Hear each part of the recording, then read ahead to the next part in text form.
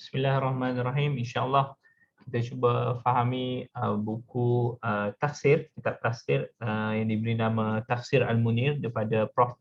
Dr. Wahbah Az-Zuhaili. Inilah jilid 1, mengandungi perbincangan atau tafsir surah Al-Fatihah hingga surah Al-Baqarah, iaitu juzuk 1 dan 2. Buku ini ditulis oleh Profesor Dr. Wahbah Az-Zuhaili. Beliau adalah kelahiran Dair Altiyah, Damaskus pada tahun 1932. Pada tahun 1956, dia berhasil menyelesaikan pendidikan tingginya di Universitas Al-Azhar, Fakultas Syariah. Dia memperoleh gelar Magister pada tahun 1959 pada bidang Syariah Islam dari Universitas Al-Azhar, Cairo, dan memperoleh gelar Doktor pada tahun 1959 pada bidang Syariah Islam dari Universitas Al-Azhar Cairo. Tahun 1963 beliau mengajar di Universiti Damaskus. Di sana beliau mendalami ilmu fiqh serta usul fiqh dan mengajarkannya di Fakulti Syariah. Beliau juga kerap mengisi seminar dan acara televisyen di Damaskus, Emirates Arab, Kuwait, Iraq, Arab Saudi. Ayah beliau adalah seorang hafiz Quran dan mencintai As-Sunnah. Inilah Tafsir Al-Munir jilid 1. Kita akan pergi satu persatu. Ini adalah daftar isi ataupun isi kandungannya. Pengantar, Alhamdulillah, puji syukur kehadrat Allah Azza wa Jalla, dengan anugerahnya kita dapat merasakan nikmatnya iman dan Islam. Salawat serta salam semoga terus tercurah kepada utusannya untuk seluruh makhluk, Muhammad sallallahu alaihi wasallam, sebagai suri teladan yang baik dan bagi orang yang mengharap rahmat Allah dan kedatangan hari kiamat. Sebagai salah satunya mukjizat abadi di antara mukjizat lainnya, tidak mengherankan apabila Al-Quran sampai sekarang menjadi sumber kajian bagi para ulama untuk mendapatkan sari-sari hikmah yang terkandung di dalamnya.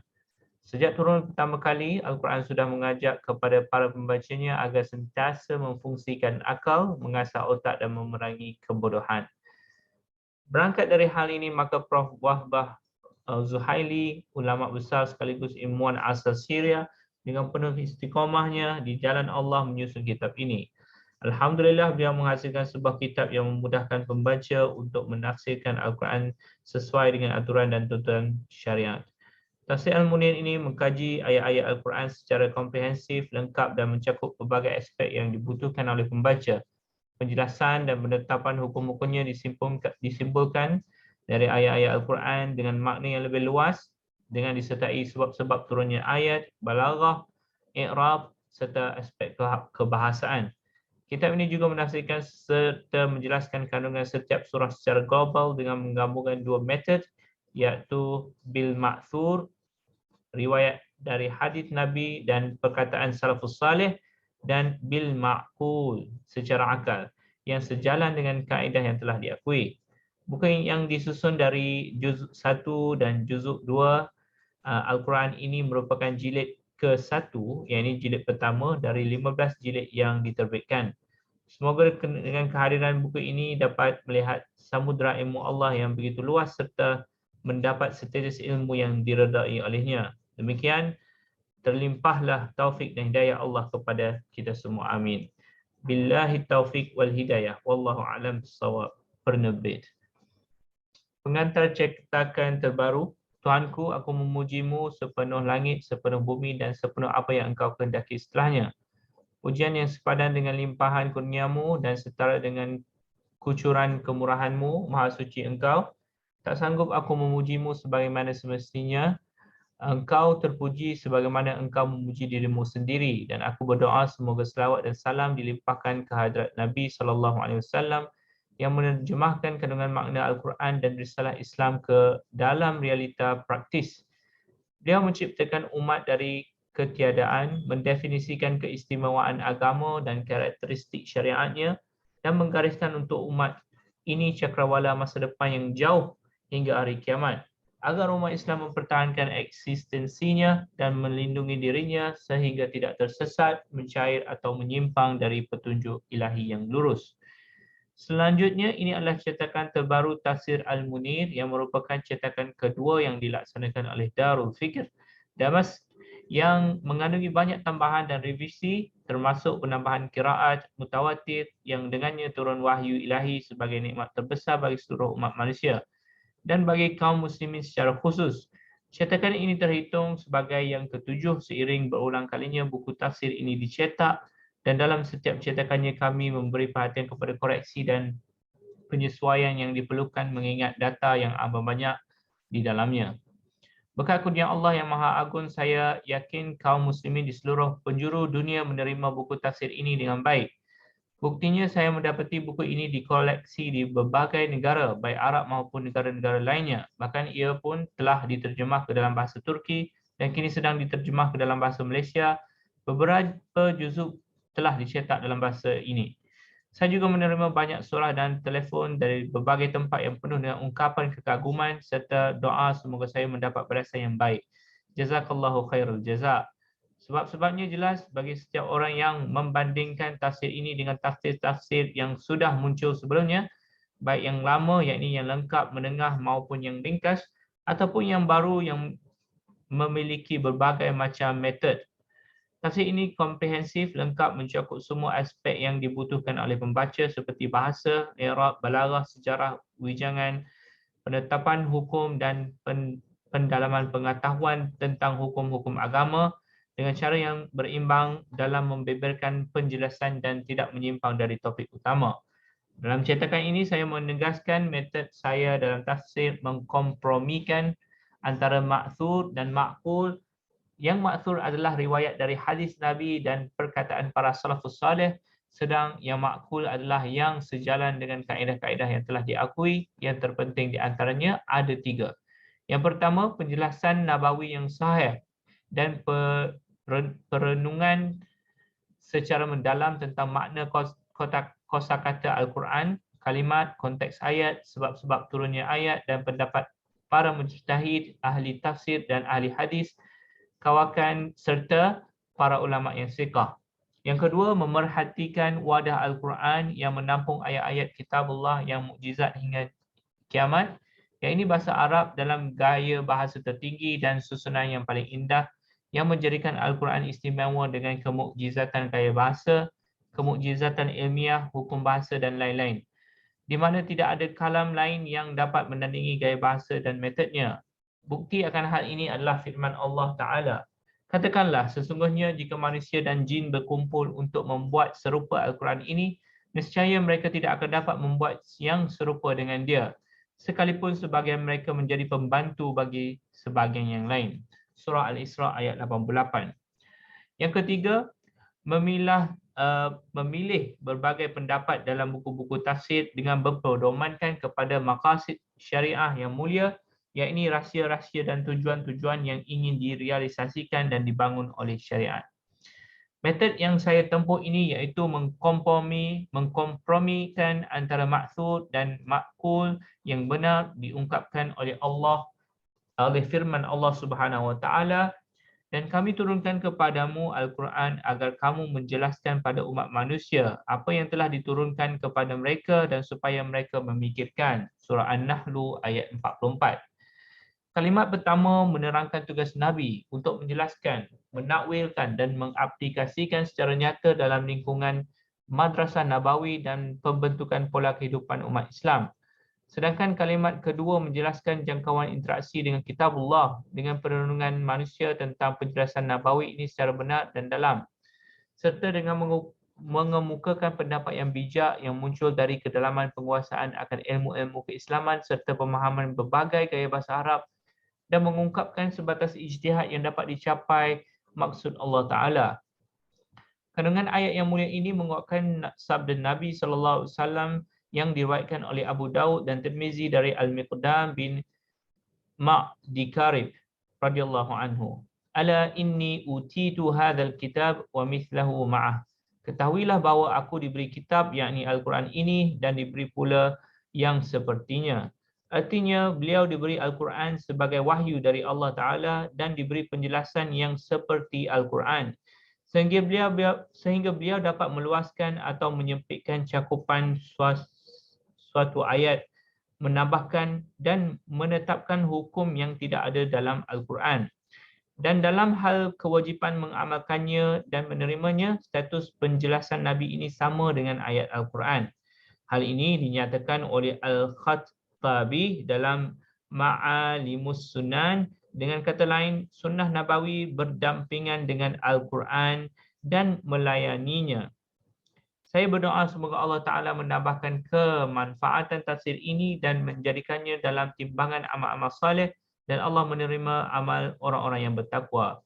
Prof. Dr. Wahbah Az-Zahaili, 12 Rabiul Awal 1424 Hijrah. Kata pengantar, segala puji bagi Allah yang menurunkan Al-Quran kepada Muhammad, Nabi yang buta huruf dan dapat dipercaya. Selawat dan salam semoga dilimpahkan ke atas Nabi dan Rasul paling mulia yang diutuskan Allah Ta'ala sebagai rahmat bagi alam semesta. Tak satu pun kitab di dunia ini yang mendapat perhatian seperti perhatian yang diberikan kepada Al-Quranul Karim. Ratusan buku telah ditulis tentangnya dan ia akan sentiasa menjadi sumber kajian para ulama'. Dalam kitab ini, saya telah menyaring berbagai ilmu pengetahuan dan wawasan yang bersumber dari mata air Al-Quran yang tak pernah kering, ilmu pengetahuan yang berkaitan erat dengan kebutuhan-kebutuhan zaman dan tuntutan kecendekiawan. Di sini saya menggunakan diksi yang jelas dan sederhana, memakai analisis ilmiah yang komprehensif, memfokuskan pada tujuan-tujuan daripada penurunan Al-Quran yang agung serta menggunakan metod yang jauh dari pemanjangan yang bertele-tele dan peringkasan yang hampir-hampir tidak dapat dipahami atau apapun darinya oleh generasi yang telah jauh dari bahasa Arab yang memiliki keindahan gaya bahasa dan kedalaman struktur yang luar biasa. Seolah-olah mereka walaupun mengenyam studi yang spesifik di universitas telah menjadi terasing dari referensi original dan kekayaan ilmu leluhur dalam segala disiplin ilmu seperti sejarah, sastra, filosofi, tafsir, fiqh dan ilmu-ilmu keislaman lainnya yang subur. Kerana itu kita mesti mendekatkan lagi apa yang telah menjauh, mengakrabkan lagi kembali apa yang sudah menjadi asing dan memperlengkapi individu Muslim dengan bakal pengetahuan yang bersih dari unsur-unsur asing, misalnya Israiliyat dalam tafsir, yang interaktif dengan kehidupan kontemporer serta harmonis dengan kepuasan diri dan prinsip-prinsip nalar. Hal ini menuntut kita untuk menyaring riwayat yang mangkul dalam buku-buku tafsir kita sebab di antara buku-buku tersebut kerana terpengaruh oleh riwayat-riwayat Israiliyat ada yang memberi penjelasan yang tak dimaksud mengenai kemaksuman sebahagian Nabi dan berbenturan dengan sebahagian teori ilmiah yang telah diyakini kebenarannya setelah era penjelajahan ke ruang angkasa dan meluasnya ruang lingkup penemuan sains moden. Dan perlu diingat bahawa dakwah Al-Quran terpusat pada ajakan untuk memfungsikan akal fikiran, mengasah otak, mengeksploitasi bakat untuk kebaikan dan memerangi kebodohan dan keterbelakangan. Tujuan utama saya dalam menyusun kitab tafsir ini adalah menciptakan ikatan ilmiah yang erat antara seorang Muslim dengan kitab Allah Azza wa Jalla. Sebab Al-Quran yang mulia merupakan konstitusi kehidupan umat manusia secara umum dan khusus bagi seluruh manusia dan bagi kaum muslimin secara khusus.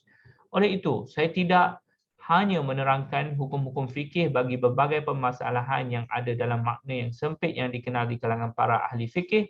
Saya bermaksud menjelaskan hukum hakam yang disimpulkan dari ayat-ayat Al-Quran dengan makna yang lebih luas, yang lebih dalam dari sekadar pemahaman umum, yang meliputi akidah dan akhlak, manhaj dan perilaku, konstitusi umum dan faedah-faedah yang terpetik dari ayat Al-Quran, baik secara gamblang, yakni eksplisit, maupun secara tersirat, yakni implisit.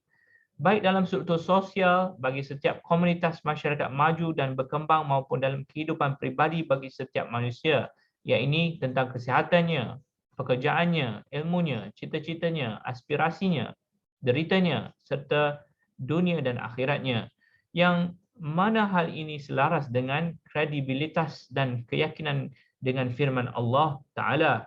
Hai orang-orang yang beriman, penuhilah seruan Allah dan seruan Rasul. Apabila Rasul menyeru kamu kepada sesuatu yang memberi kehidupan kepada kamu, ketahuilah bahawa sesungguhnya Allah membatasi antara manusia dan hatinya Dan sesungguhnya kepadanya lah kamu akan dikumpulkan. Surah Al-Anfal ayat 24. Adalah Allah Subhanahu Wa Taala dan Rasulullah Sallallahu Alaihi Wasallam dalam ayat ini yang menyeru setiap manusia di alam ini kepada kehidupan yang merdeka dan mulia dalam segala bentuk dan maknanya. Adalah Islam yang menyeru kepada akidah atau ideologi yang menghidupkan hati dan akal, membebaskannya dari ilusi kebodohan dan mistik, dari tekanan fantasi dan mitos, membebaskan manusia dari penghambaan selain Allah, dari ketundukan kepada hawa nafsu dan syahwat, dari penindasan materi yang mematikan perasaan manusiawi yang luhur. Dialah Al-Quran yang menyeru kepada syariat keadilan, kebenaran dan kasih sayang bagi seluruh umat manusia, menyeru kepada manhaj yang lurus bagi kehidupan, pemikiran, persepsi dan perilaku, dan mengajak kepada cara pandang yang komprehensif mengenai alam semesta yang menjelaskan hubungan manusia dengan Allah Ta'ala dan dengan alam kehidupan. Ia adalah seruan yang berlandaskan ilmu pengetahuan yang benar dan eksperimen. Akal fikiran yang matang yang tidak menjadi lesu meskipun otak dioperasikan secara maksimum dan perenungan alam ini, yakni langit, bumi, darat, laut dan angkasanya. Ia juga merupakan seruan kepada kekuatan, prestis, kemuliaan, kepercayaan dan kebanggaan dengan syariat Allah serta kemandirian di samping menarik manfaat dari ilmu pengetahuan umat lain. Sebab ilmu bukan monopoli satu bangsa tertentu, ia adalah anugerah bagi umat manusia secara umum. Sebagaimana pemerdekaan manusia dan manifestasi nilai humanismanya yang tinggi merupakan tujuan global Tuhan, jauh melampaui kepentingan para diktator dan tirani yang berusaha merampas kemanusiaan manusia demi mempertahankan kepentingan pribadi mereka dan superioritas mereka atas kelompok lain dan dominasi mereka atas sesama manusia. Keyakinan akan orisinalitas keseruan, yakni dakwah Al-Quran yang bajik kepada seluruh manusia ini tidak akan terpengaruh oleh rintangan-rintangan yang menghadang di depannya atau sikap skeptis yang disebarkan seputar kapabilitasnya dalam menghadapi gelombang besar kebangkitan peradaban materialis. Sebab dakwah ini bukan gerakan spiritual semata, bukan pula filsafat ilusif atau teori belaka. Ia adalah dakwah realitas yang rangkap meliputi seruan untuk membangun Islam, membangun dunia dan akhirat sekaligus, membentuk kolaborasi antara rohani dan materi dan mewujudkan interaksi manusia dengan semua sumber kekayaan di alam ini yang disediakan oleh Allah Ta'ala untuk manusia semata agar ia dipakai dan dimanfaatkan untuk menciptakan penemuan baru dan berinovasi serta untuk memberi manfaat dan bereksplorasi secara kontinu. Sebagaimana firman Allah Ta'ala, dialah Allah yang menjadikan segala yang ada di bumi untuk kamu dan dia berkehendak yakni menciptakan langit. Lalu dijadikannya 7 langit dan dia maha mengetahui segala sesuatu. Surah Al-Baqarah ayat 29. Yang penting dalam penafsiran dan penjelasan adalah membantu individu Muslim untuk merenungkan Al-Quran yang diperintahkan dalam firman Allah Ta'ala. Ini adalah sebuah kitab yang kami turunkan kepadamu penuh dengan berkah supaya mereka memperhatikan ayat-ayatnya dan supaya mendapat pelajaran orang-orang yang mempunyai fikiran. Surah Sad ayat 29. Kalau tujuan saya adalah menyusun sebuah tafsir Al-Quranul Karim yang menghubungkan individu Muslim dan non-Muslim dengan kitab Allah Ta'ala, penjelasan Tuhan dan satu-satunya wahyunya sekarang ini yang telah terbukti secara qat'i yang tiada tandingan bahawa ia adalah firman Allah, maka ia akan menjadi tafsir yang menggabungkan antara maksud dan maqul dengan memakai referensi dari tafsir-tafsir lama maupun baru yang terpercaya. Juga dari buku-buku seputar Al-Quranul Karim baik mengenai sejarahnya, penjelasan sebab-sebab turunnya ayat atau i'rab yang membantu menjelaskan banyak ayat. Dan saya memandang tidak terlalu penting menyebutkan pendapat para ahli tafsir. Saya hanya akan menyebutkan pendapat yang paling benar sesuai dengan kedekatan kata dan dengan karakter bahasa Arab dan konteks ayat. Semua yang saya tulis tidak dipengaruhi oleh tendensi tertentu, mazhab khusus atau sisa-sisa keyakinan lama.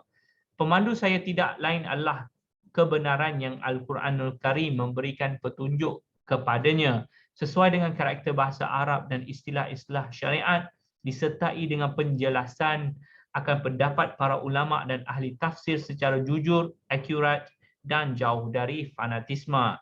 Akan tetapi, kita sepatutnya tidak menggunakan ayat-ayat Al-Quran untuk menguatkan suatu pendapat mazhab atau pandangan kelompok, atau gegabah dalam menakwilkan ayat untuk mengukuhkan teori ilmiah kuno atau moden.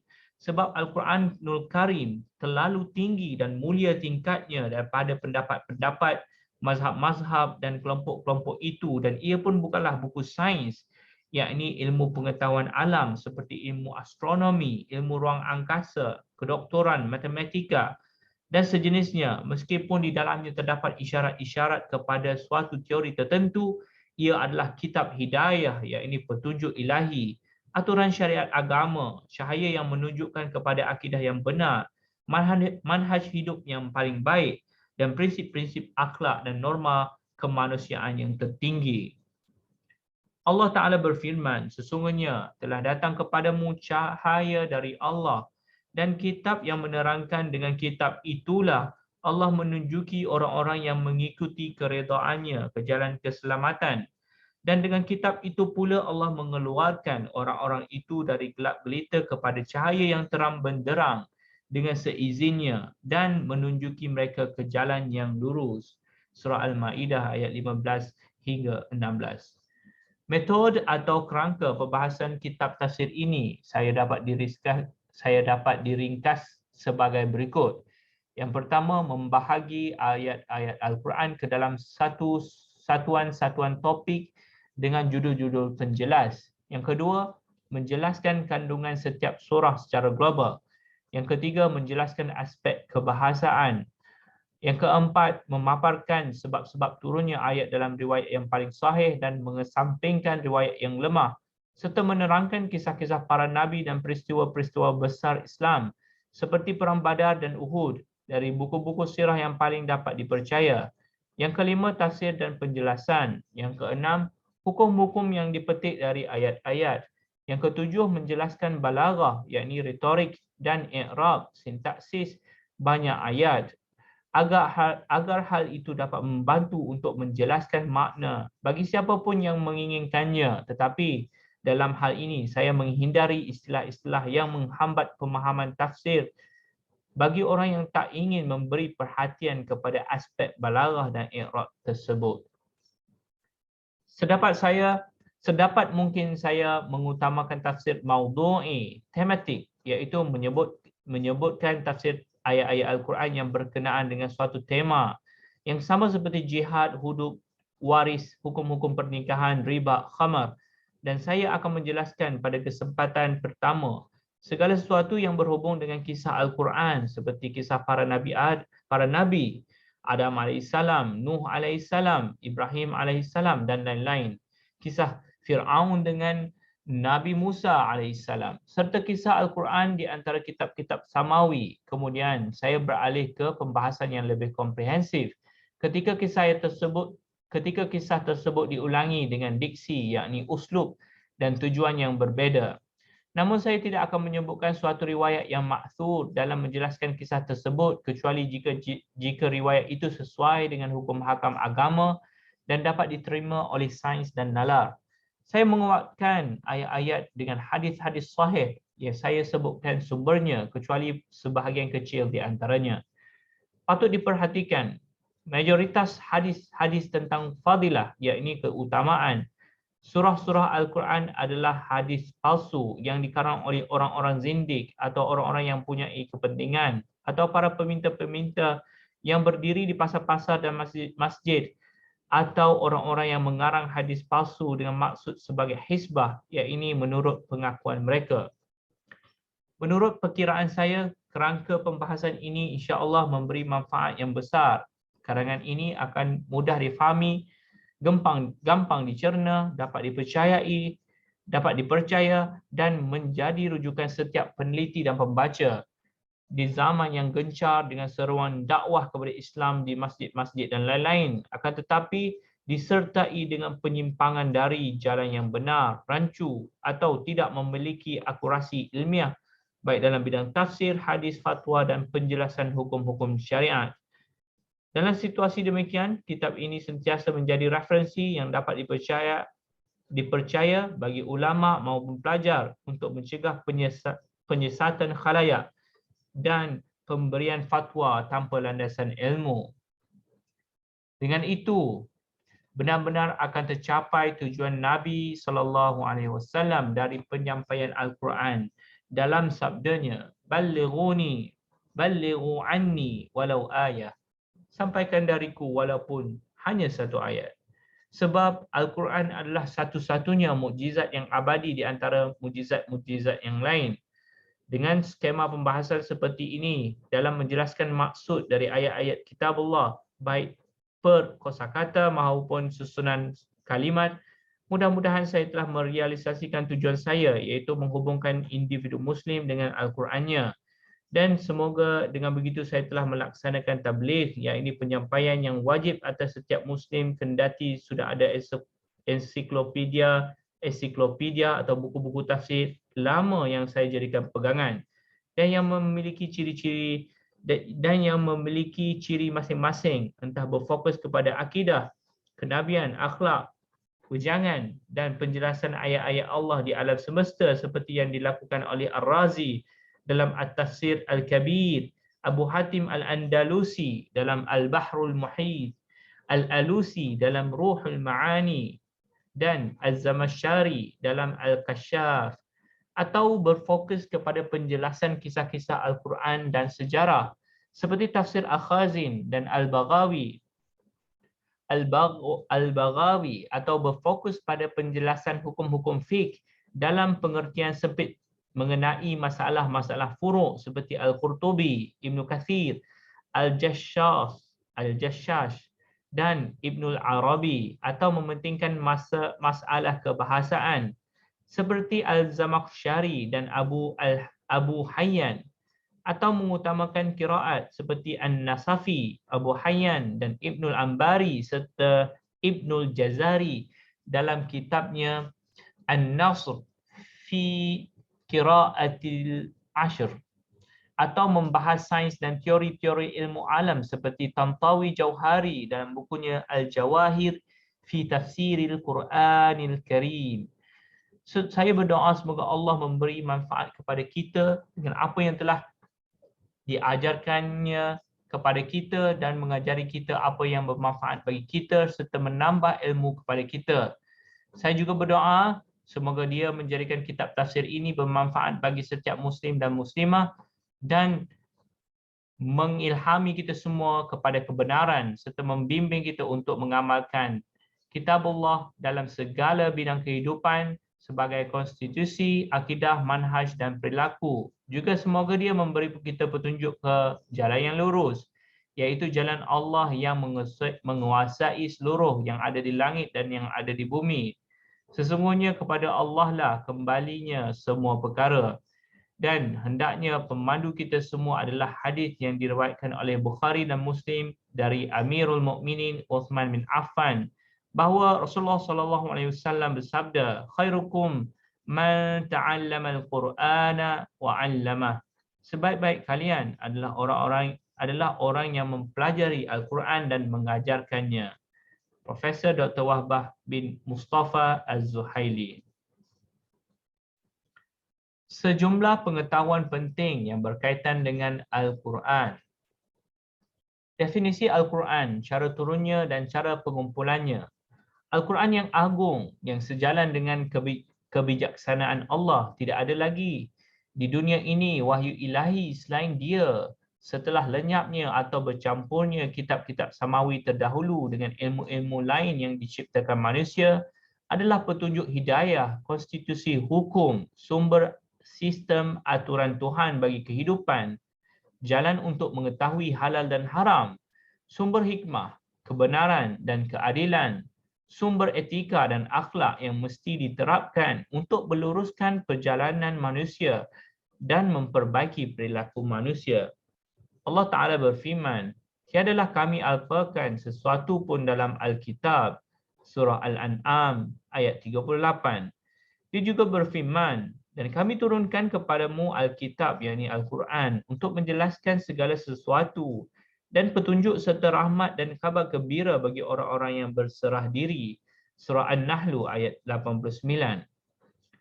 Para ulama usul fiqh telah mendefinisikannya bukan kerana manusia tidak mengenalnya, melainkan untuk menentukan apa yang bacaannya terhitung sebagai ibadah, apa yang boleh dibaca dalam solat dan apa yang tidak boleh. Juga untuk menjelaskan hukum-hukum syariat ilahi yang berupa halal haram dan apa yang dapat dijadikan sebagai hujah dalam menyimpulkan hukum serta yang membuat orang yang mengingkarinya menjadi kafir dan apa yang tidak membuat pengingkarnya menjadi kafir. Kerana itu, para ulama berkata tentang Al-Quran ini, Al-Quran adalah firman Allah yang mukjizat yang diturunkan kepada Nabi Muhammad SAW dalam bahasa Arab yang tertulis dalam mushaf yang bacaannya terhitung sebagai ibadah yang diriwayatkan secara mutawatir dan dimulai dengan surah Al-Fatihah dan diakhiri dengan surah An-Nas.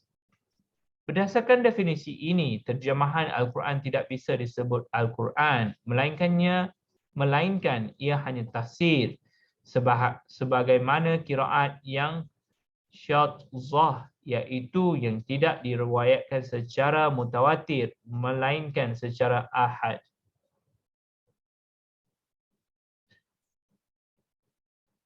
Tidak dapat disebut Al-Quran. Berdasarkan definisi ini, terjemahan Al-Quran tidak bisa disebut Al-Quran, melainkan ia hanya tafsir sebagaimana qiraat yang syadzah, iaitu yang tidak diriwayatkan secara mutawatir melainkan secara ahad, tidak dapat disebut Al-Quran. Seperti qiraat Ibnu Mas'ud tentang fai'atul ila fa'in fa'u fihinna fa'innallaha Ghafurur Rahim. Surah Al-Baqarah ayat 226. Juga qiraatnya tentang nafkah anak. Wa 'alal warithi zir rahimil muharrami mithlu zalik. Surah Al-Baqarah ayat 233. Serta qiraatnya tentang kafarah sumpah orang yang tidak mampu. Faman lam yajid fasiyamu thalathati ayyamin mutatabi'at. Surah Al-Ma'idah ayat 89. Nama-nama Al-Quran. Al-Quran mempunyai sejumlah nama antara lain Al-Quran, Al-Kitab, Al-Mushaf, An-Nur dan Al-Furqan. Ia dinamakan Al-Quran kerana dia adalah wahyu yang dibaca. Sedangkan Abu Ubaidah berkata dinamakan Al-Quran kerana ia mengumpulkan dan menggabungkan surah-surah. Allah Ta'ala berfirman, Inna alayna jam'ahu wa Qur'anah. Sesungguhnya atas tanggungan kamilah mengumpulkannya di dadamu dan membuatmu pandai membacanya. Surah Al-Qiyamah ayat 17. Maksud Qur'anahu dalam ayat ini adalah qira'atahu, pembacaannya. Dan sudah diketahui bahawa Al-Quran diturunkan secara bertahap sedikit demi sedikit dan setelah sebagainya dikumpulkan dengan sebahagian yang lain, maka ia dinamakan Al-Quran. Ia dinamakan Al-Kitab yang berasal dari kata Al-Katab yang artinya pengumpulan kerana dia mengumpulkan yang ini berisi berbagai macam kisah, ayat, hukum dan berita dalam metod yang khas. Ia dinamakan Al-Mushaf dari kata As-Sahafa yang artinya mengumpulkan suhuf, yakni lembaran-lembaran di dalamnya, dan suhuf adalah bentuk jamak dari kata As-Sahifah, iaitu selembar kulit atau kertas yang ditulis sesuatu. Konon, setelah mengumpulkan Al-Quran, Abu Bakar As-Siddiq bermusyawarah dengan orang-orang tentang namanya, lalu ia menamainya Al-Mushaf. Dia dinamakan An-Nur kerana dia menyingkap berbagai hakikat yang menerangkan hal-hal yang samar, iaitu soal hukum halal haram serta hal-hal gaib yang tidak dapat difahami nalar dengan penjelasan yang absolut dan keterangan yang jelas. Allah Ta'ala berfirman, "Hai manusia, sesungguhnya telah datang kepadamu bukti kebenaran dari Tuhanmu, yakni Muhammad dengan mukjizatnya, dan telah kami turunkan kepadamu cahaya yang terang benderang, yakni Al-Quran." Surah An-Nisa ayat 174. Dan dinamakan Al-Furqan kerana ia membedakan antara yang benar dan yang salah, antara iman dan kekafiran, antara kebaikan dan kejahatan. Allah Ta'ala berfirman, Maha Suci Allah yang telah menurunkan Al-Furqan, yang ini Al-Quran, kepada hambanya agar dia menjadi pemberi peringatan kepada seluruh alam. Surah Al-Furqan ayat 1. Cara turunnya Al-Quran. Al-Quran tidak turun semua sekaligus seperti turunnya Taurat kepada Musa dan Injil kepada Isa agar pundak para mukallaf tidak berat terbebani dengan hukum hakamnya. Ia turun kepada Nabi yang mulia sallallahu alaihi wasallam sebagai wahyu yang dibawa oleh malaikat Jibril secara beransur-ansur. Ia ini secara terpisah-pisah sesuai dengan tuntutan kondisi, peristiwa dan keadaan, atau sebagai respon atas kejadian dan momentum atau pertanyaan.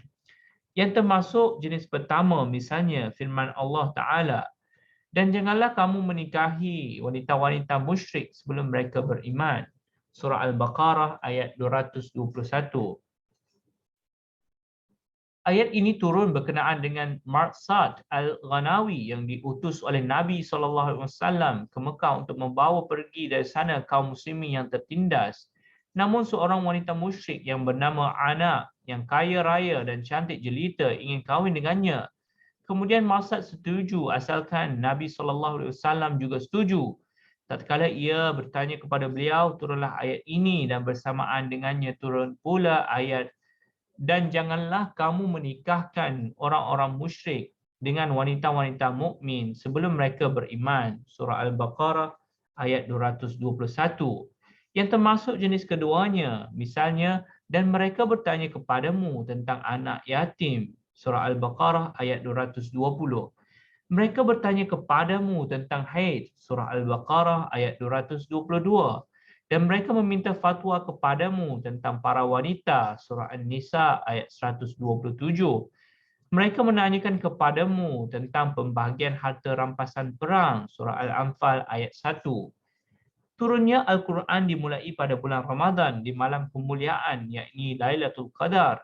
Allah Ta'ala berfirman, beberapa hari yang ditentukan itu ialah bulan Ramadan, bulan yang di dalamnya diturunkan permulaan Al-Quran sebagai petunjuk bagi manusia dan penjelasan-penjelasan mengenai petunjuk itu dan pembeda antara yang hak dan yang batil. Surah Al-Baqarah ayat 185. Dia berfirman pula, sesungguhnya kami menurunkannya pada suatu malam yang diberkahi dan sesungguhnya kamilah yang beri peringatan. Surah Ad-Dukhan ayat 3. Dia juga berfirman, sesungguhnya kami telah menurunkannya, yakni Al-Quran, pada malam kemuliaan. Surah Al-Qadar ayat 1. Al-Quran terus-menerus turun selama 23 tahun, baik di Makkah, di Madinah, di jalan antara kedua kota itu atau di tempat-tempat lainnya. Turunnya kadang satu surah yang lengkap seperti surah Al-Fatihah, Al-Mudathir dan Al-An'am. Kadang yang turun hanya 10 ayat seperti kisah Al-Ifk, yakni gosip, dalam surah An-Nur dan awal surah Al-Mu'minun. Kadang pula hanya turun 5 ayat dan ini banyak. Tetapi terkadang yang turun hanya sebahagian dari suatu ayat seperti kalimah yang tidak mempunyai uzur, surah An-Nisa ayat 95. Yang turun setelah firman-Nya, tidaklah sama antara mukmin dan yang duduk, yakni yang tidak ikut berperang. Surah An-Nisa ayat 95. Misalnya lagi firman Allah Ta'ala, "Dan jika kamu khawatir menjadi miskin, maka Allah nanti akan memberimu kekayaan kepadamu dari kurnia-Nya jika Dia menghendaki. Sesungguhnya Allah Maha mengetahui lagi Maha bijaksana." Surah At-Taubah ayat 28. Yang turun setelah, "Hai orang-orang yang beriman, sesungguhnya orang-orang yang musyrik itu najis, maka janganlah mereka mendekati Masjidil Haram sesudah tahun ini." Surah At-Taubah ayat 28. Diturunkannya Al-Quran secara beransur-ansur sejalan dengan manhaj Tuhan yang telah menentukan cara penurunan. Demikian mengandung banyak hikmah. Allah Ta'ala berfirman, "Dan Al-Quran itu telah kami turunkan dengan beransur-ansur agar kamu membacakannya perlahan-perlahan kepada manusia dan kami menurunkannya bahagian demi bahagian. Surah Al-Isra ayat 106. Di antara hikmah-hikmah tersebut adalah meneguhkan dan menguatkan hati Nabi agar beliau menghafal dan menguasainya. Sebab beliau ada seorang yang buta huruf, tidak dapat membaca dan menulis. Allah Ta'ala berfirman, berkatalah orang-orang yang kafir, mengapa Al-Quran itu tidak diturunkan kepadanya sekali turun sahaja. Demikianlah supaya kami memperkuat hatimu dengannya dan kami membacanya secara tartil yang ini teratur dan benar. Surah Al-Furqan ayat 32. Hikmah yang lainnya adalah menyesuaikan dengan tuntutan tahapan dalam penetapan hukum serta mendidik masyarakat dan memindahkan secara bertahap dari suatu keadaan ke keadaan yang lebih baik dari sebelumnya dan juga melimpahkan rahmat ilahi kepada umat manusia. Dahulu di masa jahiliah mereka hidup dalam kebebasan mutlak. Kalau Al-Quran diturunkan semuanya sekaligus, tentu mereka akan merasa berat menjalani aturan-aturan hukum baru itu sehingga mereka tidak akan melaksanakan perintah-perintah dan larangan-larangan tersebut. Bukhari meriwayatkan bahawa Aisyah berkata, yang pertama-tama turun dari Al-Quran adalah suatu surah dari jenis Al-Mufassal. Mufassal. Di dalamnya disebutkan tentang syurga dan neraka. Hingga tatkala manusia telah menerima Islam, turunlah hukum halal dan haram. Sekiranya yang pertama-tama turun adalah jangan minum khamar, niscaya mereka akan berkata, kami selamanya tidak akan meninggalkan khamar. Dan sekiranya yang pertama turun adalah jangan berzina, niscaya mereka akan berkata, kami tidak akan meninggalkan zina. Hikmah yang lain adalah menghubungkan aktivitas jamaah dan wahyu ilahi. Sebab keberlanjutan turunnya wahyu kepada Nabi SAW membantu beliau untuk bersabar dan bertabah, menanggung derita dan kesulitan serta berbagai macam gangguan yang beliau hadapi dari kaum musyrikin. Ia juga merupakan sarana untuk mengukuhkan akidah di dalam jiwa orang-orang yang telah memeluk Islam. Jika wahyu turun untuk memecahkan suatu problem, bererti terbukti kebenaran dakwah Nabi sallallahu alaihi wasallam. Dan kalau Nabi sallallahu alaihi wasallam tidak memberi jawapan atas suatu masalah, lalu datang wahyu kepada beliau, kaum mukminin pasti kian yakin akan kebenaran iman, semakin percaya kepada kemunian akidah dan keamanan jalan yang mereka tempuh, serta bertambah pula keyakinan mereka terhadap tujuan dan janji yang diberikan Allah kepada mereka. Menang atas musuh atau kaum musyrikin di dunia atau masuk syurga dan meraih keredaan Tuhan serta penyiksaan kaum kafir di neraka Jahannam. InsyaAllah kita stop up to this point and then kita akan sambung lagi muka surat 5 di sesi yang akan datang. Wabillahi taufiq wa hidayah. Assalamualaikum warahmatullahi wabarakatuh.